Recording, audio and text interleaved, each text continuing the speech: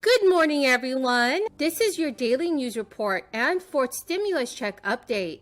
In today's video, I will be bringing you up to date on the latest stimulus news and information.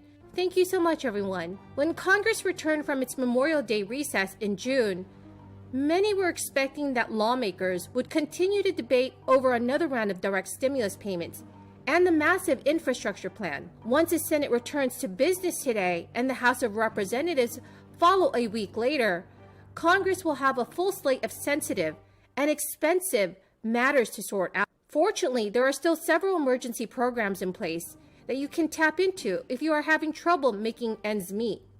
The aid that's still out there may not be making its way to every American like it did with the first 3 stimulus checks, but at this point in the crisis, many people are able to receive more assistance. For the tens of millions who are not, these 3 targeted programs are still available. The expanded child tax credit, which provides families up to $3,600 per child through a combination of advance payments and a more traditional tax credit. There is also over $46 billion in emergency rental assistance, and as of August 26th, only 11% of that had been distributed. Another $10 billion was set aside to help owners who are struggling to pay their mortgage. So if you're eligible for any of these programs, please reach out to the proper entities and get the help you need immediately.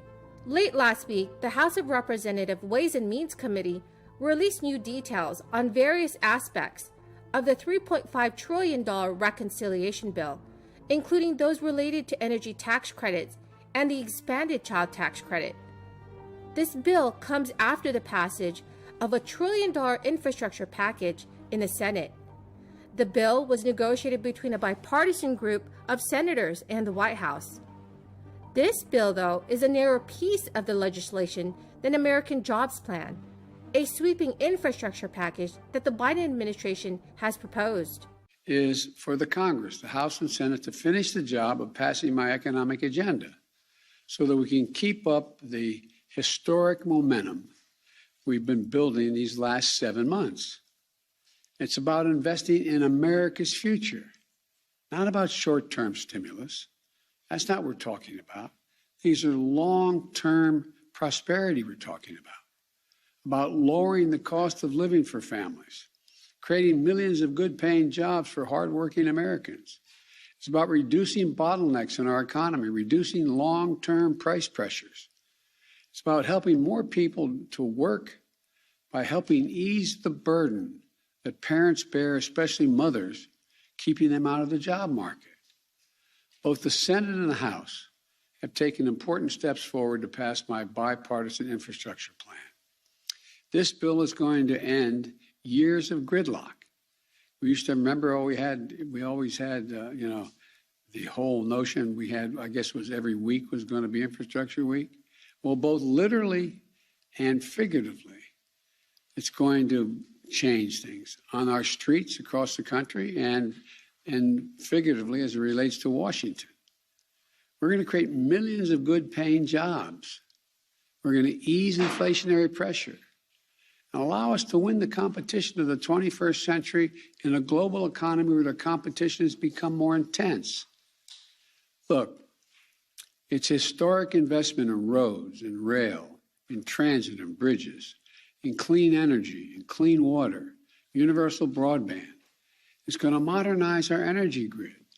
You need not go any further than look what's happening across the country now in terms of the energy grid. It's about resilience. Make our roads and highways safer. Make us more resilient to the kinds of devastating impacts from extreme weather we're seeing in so many parts of the country. And look, this is about good paying jobs for ordinary people, blue collar workers, jobs at prevailing wage, not $15 an hour or 20 or 30, but for the carpenters and pipe fitters, plumbers, electrical workers, and so many other Americans. About 90% of the jobs we'll create with this plan won't require a college degree, but will fundamentally transform the lives of millions of people. It's going to transform America and propel us into the future, just as we did when we built the Transcontinental Railroad, when we electrified the country with the TVA. Look, at the same time, The House and Senate have to advance my Build Back Better. Many conservative Democrats and centrist Republicans worked together on the legislation after rejecting President Biden's broad definition of infrastructure. The group chose to drop the elements of the plan focused on human infrastructure, which would have made targeted investments in workers that fuel the economy. Two of the most anticipated questions circulating around reconciliation bill on whether it would include an extension to the child tax credit, which is set to return to its earlier rendition after this year. In addition to including elements from the American Jobs Plan, Democrats working on the reconciliation package also took some of the measures included in the American Families Plan. These include topics like paid family leave and the extension of the child tax credit's current structure through the year 2025. Earlier this year, President Biden announced his support for making the changes to the credit structure passed under the American Rescue Plan permanent through the American Families Plan. During the announcement, President Biden spoke to how the changes benefited nearly 66 million children, and it was the single largest contributor to the plan's historic reductions in childhood poverty. Another popular aspect included in the reconciliation bill is the federal family leave policy. So everyone, what are your thoughts on the federal family leave policy? Please leave them in the comment section below. Everyone, the key word for this video is cup. If you want to win a $100 Walmart gift card, please make sure to comment below this keyword and also like this video to enter this coming Friday's $100 gift card giveaway. Thank you so much, everyone. The $46 billion rent relief package from the federal government was supposed to help renters and landlords. Renters could fend off eviction after falling behind due to the economic turmoil of this crisis, and landlords could recoup the financial losses to their businesses. But in practice, state and local governments have struggled to get that money out to renters. According to a recent analysis by the Washington Post, only 12% of the first round of the $25 billion of the Emergency Rental Assistance Program was spent in the first 6 months of 2021. Even less of the program's second $21.5 billion round had made it to renters as of June 30th this year. In the months since, rent relief programs have ramped up just as their importance has increased.